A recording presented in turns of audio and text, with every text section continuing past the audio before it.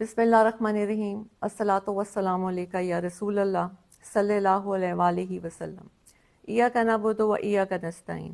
میرے رب کی مخلوق اور رسول اللہ کے امتیوں کو خان کا اور میرا سلام۔ آج میں خان کا ایک پیغام دینے آپ کے سامنے آئی ہوں۔ خان نے پورے پاکستان کی عوام سے اپیل کی ہے کہ 24 نومبر کو وہ سب بچہ اس احتجاج کا حصہ بنے۔ یہ صرف ایک خان کی جنگ نہیں ہے، یہ آپ سب کی، یہ ملک کی حقیقی آزادی کی جنگ ہے۔ اس میں خان نے ہر طبقے سے تعلق رکھنے والے انسان کو اس میں شرکت کی دعوت دی ہے۔ اس میں کسانوں کو کہا ہے، اسٹوڈنٹس کو کہا ہے، ٹیچرز کو کہا ہے، ہیومن رائٹس والوں کو کہا ہے، رکشے والوں کو کہا ہے۔ یہ نہیں کہ خان نے کہا ہے کہ ہر طبقہ، ہر بچہ اس احتجاج کا حصہ بنے تو انشاءاللہ کامیابی ہمارا مقدر ہے۔ خان نے ججز اور وکیلوں کے لیے ایک اپیل کی ہے کہ میں قانون کی بالادستی کے لیے آج جیل میں ہوں، تو آپ لوگوں کا یہ فرض بنتا ہے کہ آپ اس احتجاج کا حصہ بنیں اور پاکستان کی ہر جگہ سے ہر تنظیم وکیل خود لیڈ کریں اپنے وکیلوں کے یونیفارم میں، اور 24 نومبر کو وہ اسلام آباد پہنچیں۔ خان نے اس طرح تو بہت سے ہمیں لائے عمل بھی بھیجا ہے، بہت سے پیغامات بھی بھیجے ہیں، لیکن وہ وقت کے ساتھ ساتھ ہم آپ کے سامنے لے کے آئیں گے۔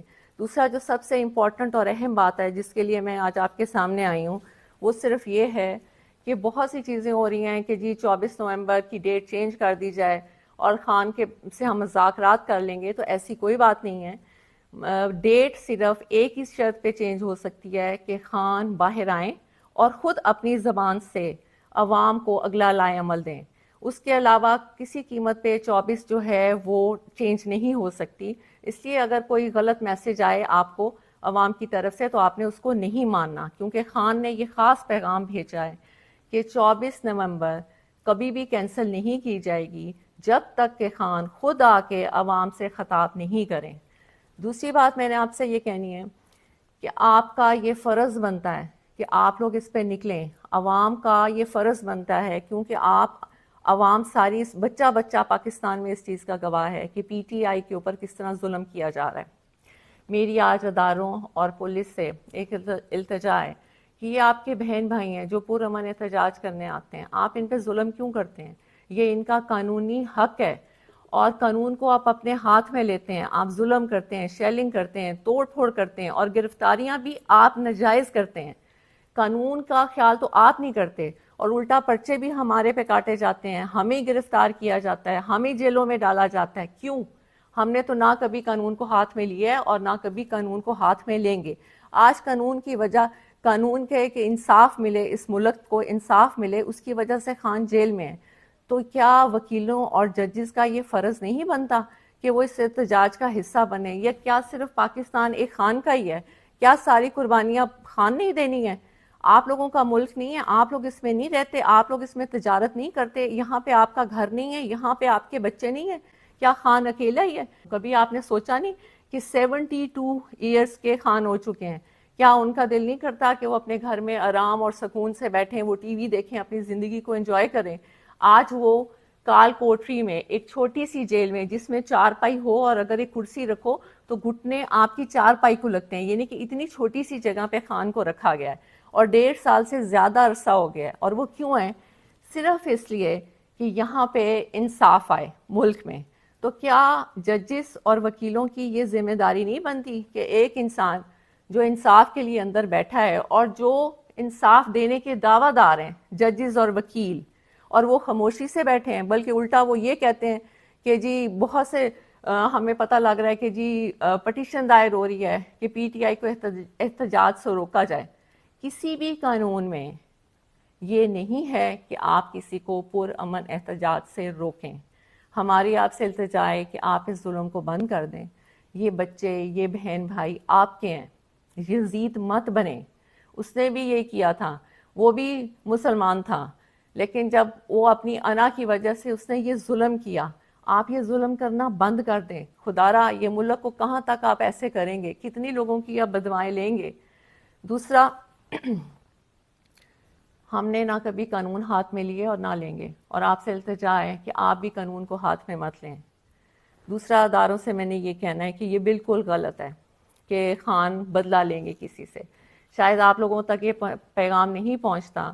خان نے کہا ہے کہ طاقت میں آ کے کسی سے بدلہ لینے کا مطلب ہے کہ اللہ کی ناراضگی، اور انہوں نے کہا ہے کہ میں نے یہ جو جیل میں جتنا بھی ٹائم گزارا ہے یہ میرا ایک اللہ سے تعلق بنا ہے، جس میں نے یہ سیکھا ہے کہ طاقت میں آ کے معافی کا دروازہ کھولتے ہیں، نہ کہ ظلم کا دروازہ کھولتے ہیں۔ تو جو بھی یہ آ کے پیغام باہر دے رہا ہے کہ خان تو غصے میں ہے، خان آئے گا اور خان بدلہ لے گا، آج پورے عوام کے سامنے میں یہ آپ کو کلیئر کر دوں کہ یہ سب جھوٹی باتیں ہیں۔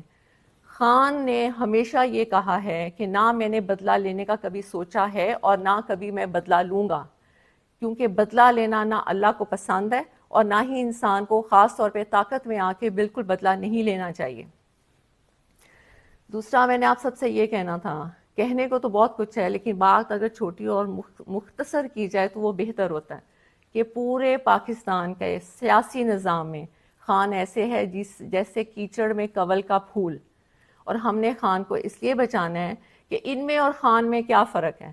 ان میں اور خان میں یہ فرق ہے کہ یہ لوگ اپنی کرسیوں، اپنی کرپشن کو بچانے کے لیے یہ سب ظلم کرتے ہیں اور حکومت میں آتے ہیں، اور خان صرف اپنے اللہ کو خوش کرنے کے لیے اور حقیقی آزادی ملک میں انصاف رائج ہو جائے، خان صرف اس کی جنگ لڑ رہا ہے۔ اور دوسرا میں آپ کو یہ بات بتاؤں کہ اکثر لوگ کہتے ہیں کہ یہ لوگ اپنے میٹنگز میں ہر جگہ الجہاد کے نعرے لگاتے ہیں۔ پہلی بات تو یہ کہ ہم نے کبھی بھی اپنے لوگوں یا ورکرز کو نہیں کہا کہ وہ جہاد کے نعرے لگائیں، وہ ان کے دلوں سے نکلتا ہے اور وہ خود لگاتے ہیں۔ اس پہ مجھے ایک بات بہت خان کی پرانی یاد آئی، مجھے نہیں پتا کہ یہ آپ کو بتانی چاہیے کہ نہیں، لیکن میرے دل میں تھا کہ مجھے یہ آپ کو بتانی چاہیے، کیونکہ جب میں نے الجہاد کے نعرے سنے تو میرے ذہن میں یہ آیا کہ یہ تو لوگ خود بخود نکال رہے ہیں، اور یہ کیوں نکال رہے ہیں کہ انسان سمجھتا ہے کہ وہ کر رہا ہے، جبکہ ہر چیز کرنے اور کرانے والی رب کی ذات ہوتی ہے۔ اگر دشمن دشمنی کر رہا ہے تو وہ بھی اللہ کی مرضی سے کر رہا ہے، اگر دوست دوستی کر رہا ہے یا ہم کوئی اچھا کام کر رہے ہیں تو وہ بھی ہم اللہ کی مرضی سے کر رہے ہیں۔